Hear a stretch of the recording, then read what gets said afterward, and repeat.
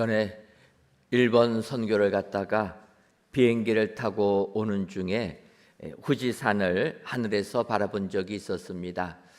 비행기를 타고 오는데 기장의 목소리가 들리는 겁니다. 그러면서 후지산은 항상 구름이 끼어 있고 이래서 비행기가 자주 왔다 갔다 해도 후지산을 잘 볼 수가 없는데, 오늘은 참 날씨가 맑아서 땅 아래에 있는 이 후지산을 볼 수가 있습니다.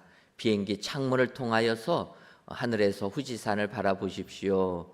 그렇게 멘트가 나오는 겁니다. 그래서 고개를 돌려서 후지산을 바라보니까 참 멋있게 생겼습니다. 이게 우리가 사진에서 보는 후지산의 모습이구나 생각할 때 복받았다 이런 생각을 하면서 귀국한 적이 있었습니다. 그런데 이 후지산은 일본 사람들이 참으로 등반하기 원하는 산이라는 겁니다. 아시는 것처럼 후지산은 높이가 3,776m, 그러니까 우리나라 백두산보다도 1,000m 이상이 높은 산이 후지산이라는 겁니다. 그래서 많은 사람들은 이 후지산에 올라가려고 하는데, 산이 높다 보니까 기후변화도 심하고 또 온도 차이도 심하다 보니까 나라에서 후지산 등반을 잘 허락하지 않습니다. 1년에 한 2달 정도, 7월과 8월 정도만 등반을 허락하고 나머지는 못 올라가게 막습니다. 그래서 많은 사람들은 후지산을 올라가지 못하고 그 앞에서 후지산을 배경으로 사진 찍는 것을 좋아한다라는 거예요. 사진 명소라고 일컫는 곳들은 그래서 사람들이 미어 터져가지고 복잡하다라는 겁니다. 사람들이 많이 모이면 어떻게 됩니까? 특히 관광객들까지 오게 되면 이 공동 조직이 많이 좀 무시되는 것 아닙니까? 휴지들도 막 아무데나 버리고, 그래서 아예 사진 명소, 후지산을 배경으로 찍는 사진 명소라는 거기에서 아예 가림막으로 뒷배경으로 후지산을 못 찍게 막아뒀다라는 거예요. 얼마나 사람이 많이 와서 찍으면 후지산 배경으로 찍지 못하도록 20m 높이로 가림막으로 쳐버렸다라는 거예요. 그러다가 3개월 만에 철수는 했지만, 이렇게 많은 사람들이 후지산을 좋아한다라는 겁니다. 일본 사람들은 또 우상을 섬기지 않습니까? 그러다 보니까 이 사람들이 후지산을 신성시하고 또 신앙의 대상으로까지 삼는 산이 후지산이라는 거예요. 땅에서 후지산을 바라보면 너무나 그 웅장함에 압도당한다라는 겁니다. 그런데 이런 후지산을 하늘 위에서 비행기에서 제가 이렇게 바라보니까 꽃갈 모양으로 하늘에서 보니까 웅장한 게 아니라 귀엽더라고요. 여러분, 하늘과 땅은 이만큼 차이가 나는 겁니다. 우리는 세상에 살다 보니까 땅에 있어서 땅의 시각 가지고 모든 것을 바라봅니다. 그런데 하늘 위에 계신 하나님, 하나님의 생각은 우리의 생각 너머에 계시다라는 거예요. 어찌 보면 이 세상을 살면서 이해가 되지 않는 부분들이 너무나 많이 있습니다. 하나님, 우리가 하나님을 이렇게 잘 섬기는데 왜 내 삶에 이와 같은 고통이 맙니까? 하나님, 열심히 주를 위하여 헌신하는데 이렇게 힘든 일들이 닥칩니까? 하나님 앞에 이해가 되지 않아서 우리가 힘들어할 때가 있다라는 겁니다. 하지만 오늘 시편을 보게 되면 시편 기자는 하늘의 하나님께 감사해라 권한다라는 거예요. 시편 136편은 저희가 지난주에도 살펴본 말씀입니다. 시편 136편 1절을 보면 여호와께 감사하라 이렇게 시작하고요, 매 구절마다 하나님께 감사할 것을 권하고 있습니다. 마지막 구절에 하늘의 하나님께 감사하라 이렇게 얘기한다라는 거예요. 여러분, 우리가 지난 반년 동안 우리들의 삶을 지켜주니 하나님, 어떨 때는 너무나 이해가 안 되고 힘이 들고 낙심될 때도 있지만, 하늘의 하나님은 우리의 생각 너머에 계신 하나님이신 줄 믿습니다. 그래서 하늘의 하나님께 감사하는 자가 세상을 이기는 축복된 삶을 살게 될 줄 믿습니다. 오늘 보면 시편 136편 26절을 보면 하늘의 하나님께 감사하라. 그 인자하심이 영원함이로다 하며 시편을 끝내고 있습니다. 이 땅을 살면서 우리는 내 삶이 아무리 힘들고 어려워도 하늘의 하나님을 바라보고 하늘의 하나님께 감사할 때 우리의 삶은 감사가 넘쳐나는 축복된 삶을 살아가게 될 줄 믿습니다. 그렇다면 하늘의 하나님께 감사할 것들은 무엇입니까? 먼저는 기억해 주심을 감사해야 한다라는 겁니다. 시편 136편 23절을 보면 우리를 비천한 가운데에서도 기억해 주신 이에게 감사하라. 그 인자하심이 영원함이로다. 이렇게 시편 기자는 고백합니다. 우리를 비천한 가운데에서도 기억해 주신 하나님, 그 하나님께 감사하라는 겁니다. 얼마만큼 우리가 어떤 상황 속에서 비천함에 빠졌는지는 시편에 기록되어 있지 않습니다. 어쨌든 비천함에 빠졌다라는 거예요. 그런 비천함에 빠졌음에도 불구하고 우리 하나님이 우리를 기억해 주셨다. 이것을 감사하라는 겁니다. 여러분, 하나님께서 우리를 기억해 주시는 것, 이것을 왜 감사해야 됩니까? 하나님이 우리를 잊지 않고 기억해 주시면 내 삶이 아무리 절망적인 상황이라 할지라도 우리는 그 절망에서 벗어나 축복의 삶을 살게 될 줄 믿습니다. 기억해 주시는 것이 이렇게 복이라는 겁니다. 예를 들면 구약 성경 보게 되면 이러한 비천함에 빠진 사람의 대명사는 모세가 아닐까 이렇게 생각해 보았습니다. 아시는 것처럼 모세는 일찍이 애굽왕 바로의 딸의 건짐을 받아서 양자로, 그래서 왕자가 되어서 궁중에서 40년을 살지 않습니까? 40년을 살다가 동족 이스라엘 백성들이 애굽 사람들에게 핍박받는 것을 보고 도와주려고 하다가 사람을 죽이고 말았다라는 겁니다. 그렇다면은 동족 유대인들이 이 모세를 어떻게 해줘야 되겠습니까? 자기들을 위해서 도와주다가 잘못을 했습니다. 그러면 그 잘못을 좀 덮어주고 가려줘야 되는 것 아닙니까? 그런데 동족이 그렇지 않았다라는 거예요. 동족끼리 싸울 때 모세가 말리니까 동족들이 한다는 얘기가 지난번 애굽 사람 죽인 것처럼 또 우리 죽이려고 하느냐? 동족이 대놓고 얘기하는 겁니다. 이 말에 모세는 내가 애굽 사람 죽인 거 다 들통났구나. 그러면 내가 여기서 살려면 도망가는 길밖에 없다 해서 그 순간 바로 애굽 왕의 손길이 닿히지 않는 미디안 광야로 도망가게 되었다라는 겁니다. 도망가는 모세의 심정은 어떻게 했습니까? 얼마나 힘든 가운데 가게 됩니다. 미디안 광야에서 한 우물에 앉게 됩니다. 이때 여인들이 양떼를 먹이려고 우물가에로 오는 겁니다. 그런데 이렇게 보니까 남자 목자들이 이 여인들이 몰고 온 양떼들 내쫓아버리는 겁니다. 여성들이 무슨 힘이 있습니까? 남자들이 내쫓으니까 쫓겨나가는 거예요.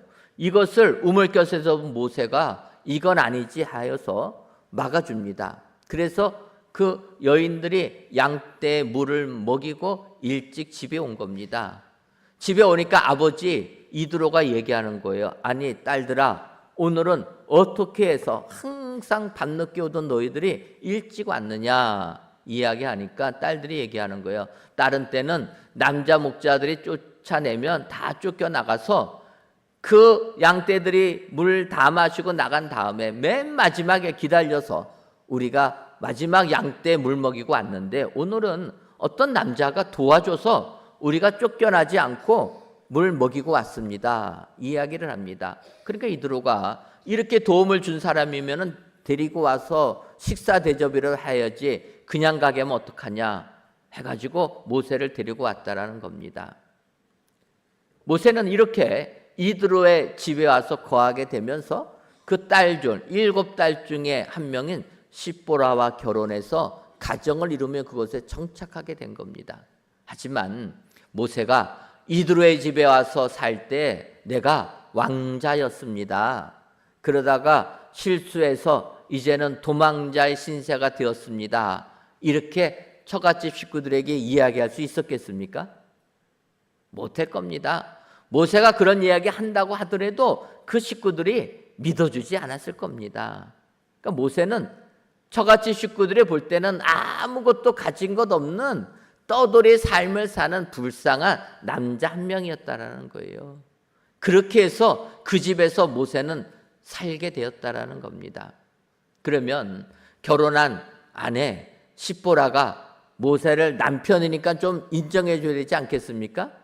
그런데 성경을 보면 시보라도 남편 모세를 그렇게 인정해 줬다라는 내용이 안 나옵니다.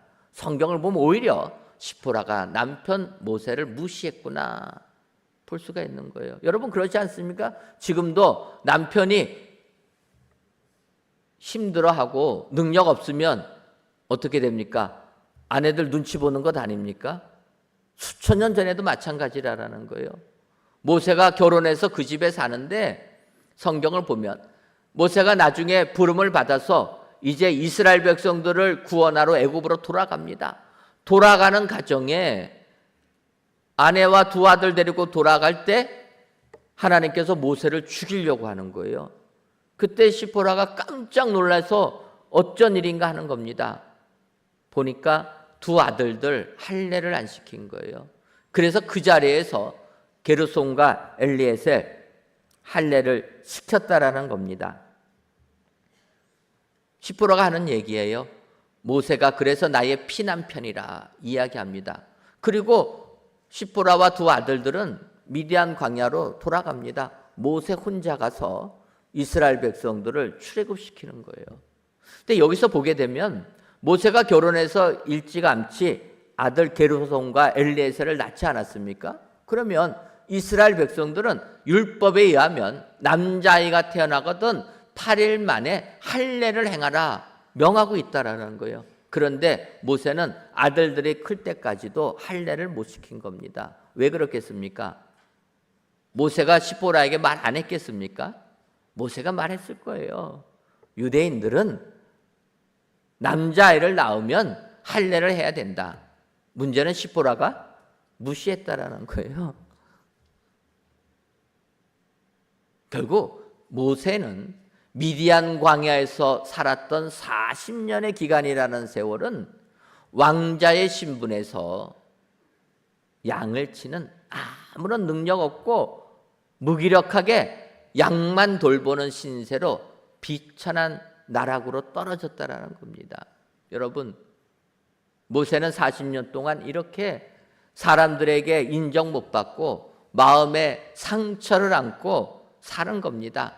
하루하루를 아무 의미 없이 무의미하게 양들 치워가면서 살았던 사람이 모세라는 거예요. 그런데 이 모세를 하나님은 잊지 않으셨다라는 겁니다. 하나님의 때가 되자 하나님께서 80세가 되던 그때 호렙산에서 모세에게 나타나시는 것 아닙니까? 하나님은 모세를 기억하셔서 떨기나무에서 그를 민족의 지도자로 부르셨다라는 거예요. 하나님이 잊지 않게 되니까 모세는 민족의 지도자가 되어 위대한 일을 감당한 사람이 되게 된 줄 믿습니다. 하나님이 이처럼 우리를 비천하면서 잊지 아니하시는 하나님이시라는 거예요. 신약을 보게 되면 사도 바울도 마찬가지라고 할 수 있습니다. 지금 사도 바울 하면은 얼마나 위대한 사도입니까? 그런데 성경을 보면 사도 바울도 이렇게 한순간에 비천함 속에 거했던 시절이 있었다라는 겁니다. 우리가 아는 대로 사도 바울은 길리기아 다소에서 태어났습니다. 다소에서 태어났지만 일찍이 예루살렘으로 유학을 오게 되고 유학 와서 당대 최고의 학자라고 하는 가말리엘의 문화생이 되어서 사도 바울의 앞길은 활짝 열려있는, 지금으로 말하면 꽃길만 걷는 삶이 그 앞에 예비되어 있었다는 겁니다.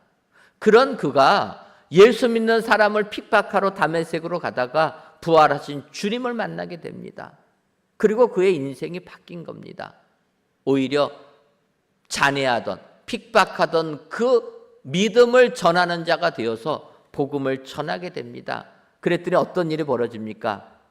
주의 형제들, 제자들이 사도 바울의 회심을 100% 신뢰하지를 못하는 거예요. 조금 전까지만 해도 예수님 믿으면 죽이던 자가 이제는 그 복음을 전하니까 과연 맞나? 회심한 게 맞나? 의심한다라는 겁니다. 두 번째로 유대인들은 어떡합니까? 그렇게 사도 바울을 존경하고 훌륭한 사람이라 떠받주던 유대인들이 바울을 죽이려고 했다라는 거예요. 배신자가 되었다. 죽이려고 했다라는 겁니다. 그래서 형제들이 사도 바울을 유대인의 손으로 구원하기 위해서 그를 다소로 보냈다라고 됩니다. 그래서 우리가 잘 아는 그리하여 온 유대와 갈릴리와 사마리아 교회가 평안하여 든든히 서갖고 주를 경외함과 성령의 위로로 진행하여 수가 더 많아지니라 라는 사도행전 9장 31절의 말씀이 이 부분에서 나오게 된다는 겁니다. 바꿔 말하면 사도 바울은 형제들에 의하여서 자의가 아니라 타의로 고향 다소로 돌아가게 된 겁니다. 여러분, 사람들이 고향으로 돌아갈 때는 금요환영해야 되는데 바울은 그게 아니라는 거예요. 그의 인생이 완전히 식구들이 생각했을 때 그의 인생이 열렸다 했는데 완전히 무너져서 돌아온 것 아닙니까?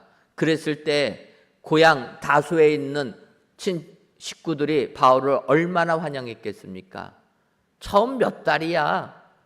식구니까 환영했겠지만 바울이 유대인들에게 큰 리더로 사용받을 줄 알았는데 예수님 믿고 삶이 변화돼서 복음을 전하는 자가 되니까 식구들이 얼마나 무시했겠습니까?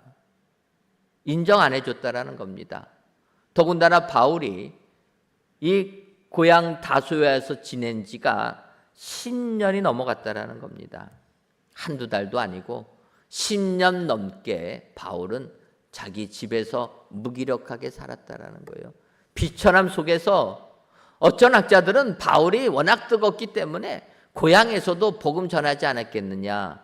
복음은 전했을 겁니다. 하지만 식구들에게는 온갖 조롱받아가면서 너가 이렇게 잘 될 줄 알고 후원해 줬는데 세상 것 다 포기하고 복음 전하는 것 멸시천대 받으면서 믿음 생활한 사람이 바울이라는 거예요. 하지만 하나님은 그런 바울을 잊지 않으셨다라는 겁니다. 성경을 보면 10년이 지난 후에 하나님이 바나바를 다소로 보내십니다. 그리고 바울을 데리고 오라 하는 것 아닙니까? 바나바가 가서 바울을 데리고 안디옥 교회로 가게 됩니다. 거기에서 주의 일을 감당하고 안디옥 교회에 파송을 받아서 선교를 전 세계로 가서 복음 전한 자가 아닙니까? 여러분, 하나님은 우리를 잊지 아니하시는 하나님이신 줄 믿습니다.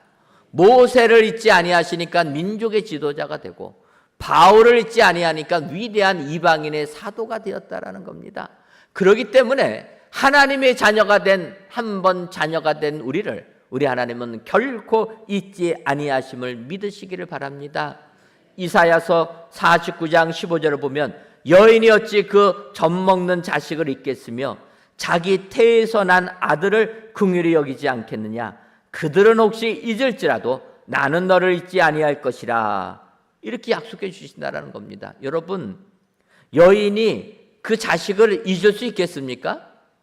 불가능한 건 아닙니까?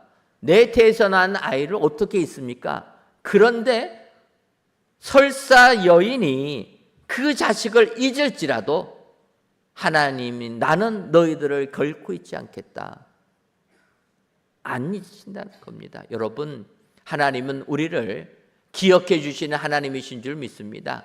지금 내가 처한 형편이 아무리 힘들어도 우리 하나님은 결코 우리를 잊지 아니하시는 분이라. 하나님이 우리를 잊지 아니하시면 우리가 처한 그 비천함에서 우리를 회복시켜 주시는 분이라.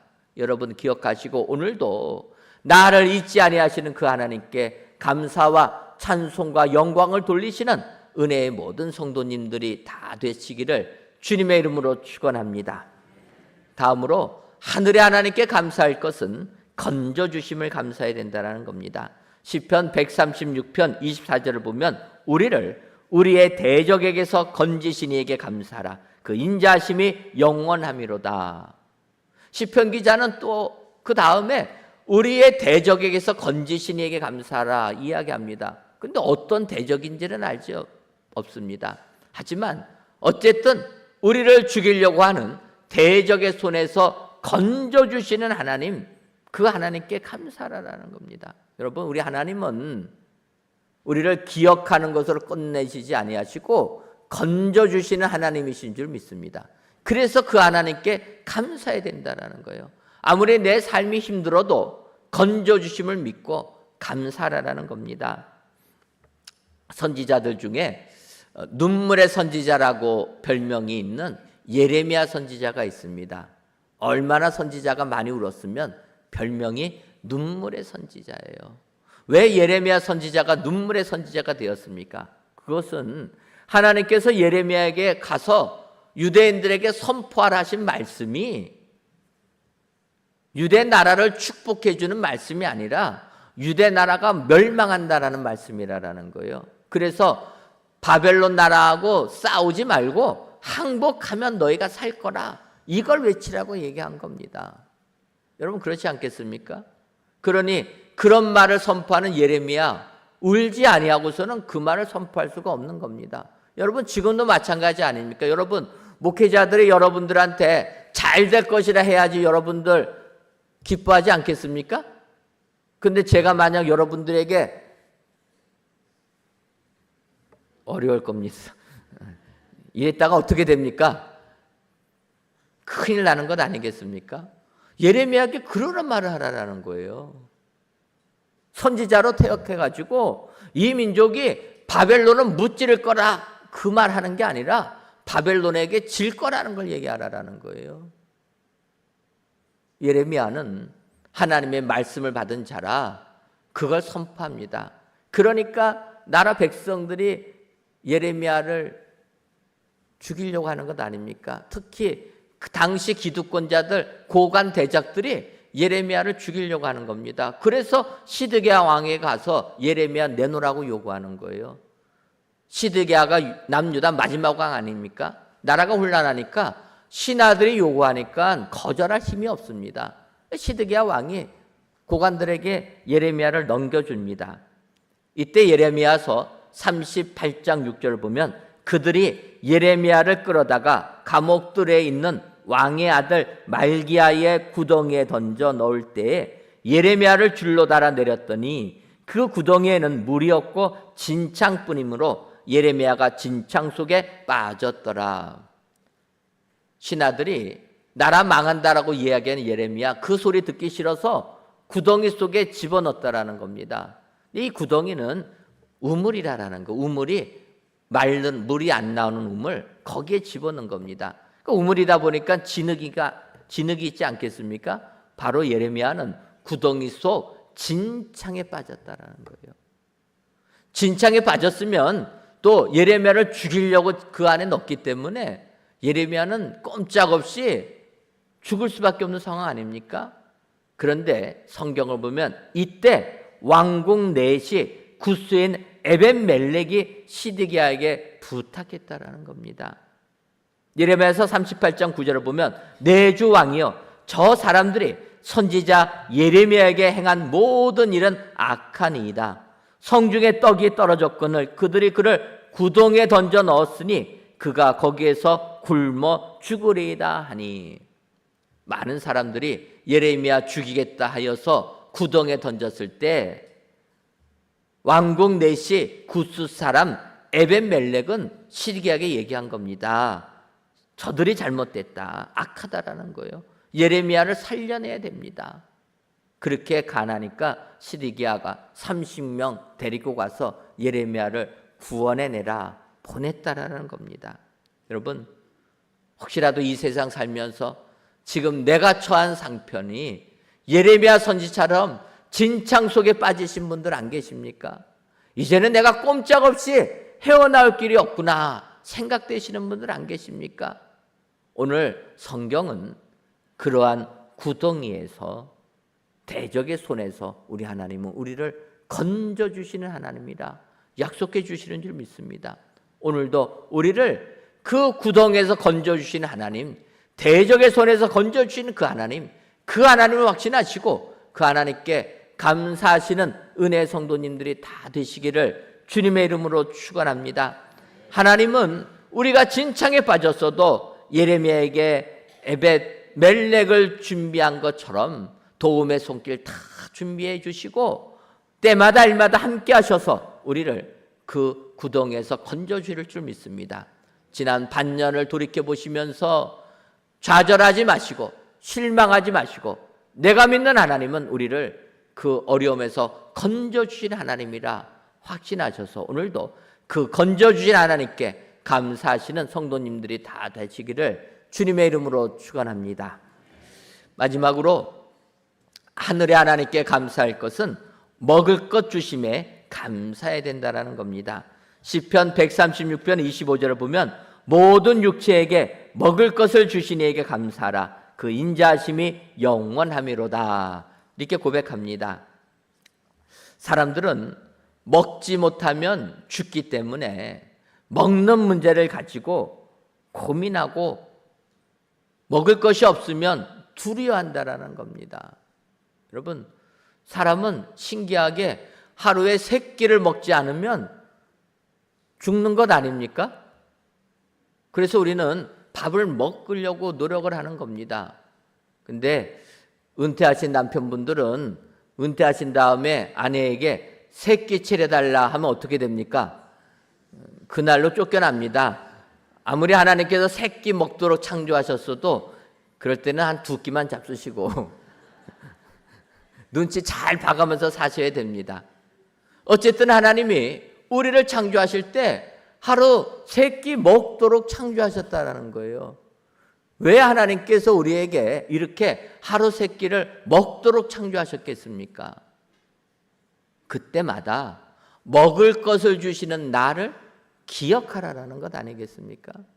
우리가 이 세상을 살다 보면 하나님이 나에게 먹을 것 주신다는 것을 잊고 살 때가 너무나 많이 있다는 거예요. 내 능력으로, 내 힘으로 내가 먹을 것을 이렇게 쌓아뒀으니 내가 잘 살겠다 생각하는 것 아닙니까? 그런데 먹을 것 가지고 염려하는 사람에게 예수님께서 이렇게 말씀하십니다.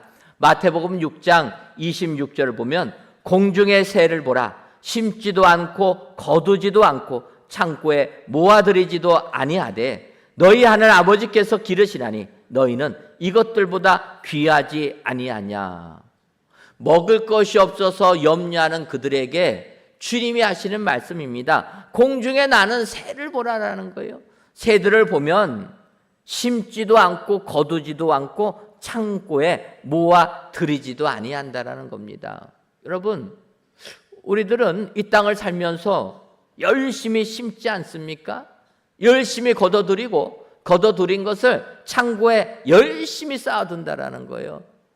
우리가 먹고 살기 위해서 여기에 전념하는 겁니다. 그런데 공중에 나는 새들 그런 것 하지 않아도 다 먹고 산다라는 거예요. 너희는 새보다도 귀하지 아니하냐? 하나님이 다 주신다라는 겁니다. 여러분, 이 땅에 사는 사람들은 먹을 것이 있으면 하나님을 잘 안 찾습니다. 우리 민족도 마찬가지 아닙니까? 복음이 왕성하게 전파될 그때는 사실 우리 대한민국이 먹을 것이 없었던 시절이라는 거예요. 1960년대, 70년대 먹을 것이 얼마나 없었습니까? 그때 많은 사람들이 하나님께 매달렸다라는 거예요. 먹을 것 좀 달라고. 배 좀 안 고프게 해달라고 매달린 것 아닙니까? 하나님의 은혜 가운데 이 민족이 잘 살다 보니까 지금 선진국의 반열에 들어서다 보니까 하나님 믿으라고 해도 안 믿으려고 하는 거예요. 나에게 먹을 것이 있는데 하나님 안 찾는다라는 겁니다. 여러분, 하나님은 우리에게 하루 3끼 먹게 했다라는 거예요. 배고픔을 느끼게 했다라는 겁니다. 그것은 그때마다 나를 생각하라는 거예요. 내가 너희에게 먹을 거 주시는 하나님이라는 것을 깨달으라는 겁니다. 여러분, 지난 반년을 생각하시면서 내가 오늘까지 사는 것도 하나님께서 나에게 먹을 걸 주신 것이라 여러분 기억하시고 이 하나님께 감사하시기를 바랍니다. 우리 하나님은 우리에게 먹을 거 주신다라는 거예요. 이스라엘 백성들 광야 들어왔을 때 먹을 것이 없지 않았습니까? 그들에게 하나님은 만나를 내려주신다라는 겁니다. 사울에게 쫓기던 다윗이 먹을 것이 없었을 때 하나님께 예배드리는 진설떡, 진설병을 먹고 허기를 극복한 것 아닙니까? 하나님은 어떤 상황이든지 우리에게 먹을 것을 다 주신다라는 거예요.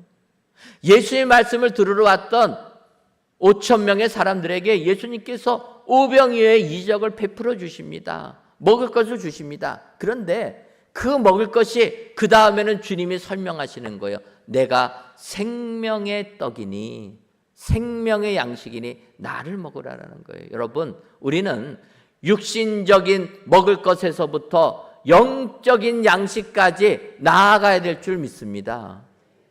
하나님의 말씀, 영적인 말씀을 먹을 줄 알아야 된다는 거예요. 시편 119편 103절을 보면 주의 말씀의 맛이 내게 어찌 그리 단지요 내 입에 꿀보다 더 다니이다. 주님의 말씀이 꿀보다 더 달아서 내가 매일매일 사모하고 먹는다라는 겁니다. 여러분, 하나님의 말씀이 송이꿀보다 더 다십니까? 지금 주무시는 분들은 그래서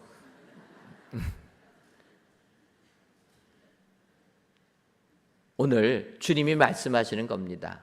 나는 너희들에게 먹을 것을 주는 자라. 육적인 먹을 것, 영적인 먹을 것을 다 주는 자라. 주님이 약속해 주십니다. 그래서 우리는 먹을 것을 주시는 하나님께 감사해야 될 줄 믿습니다. 지난 반년을 돌이켜보시고 나에게 양식 주신 우리 하나님, 영적으로나 육적으로나 풍성한 은혜를 주신 하나님, 그 하나님을 기억하시고 그 하나님께 감사하시는 저와 여러분들이 되시기를 주님의 이름으로 축원합니다. 기도하겠습니다.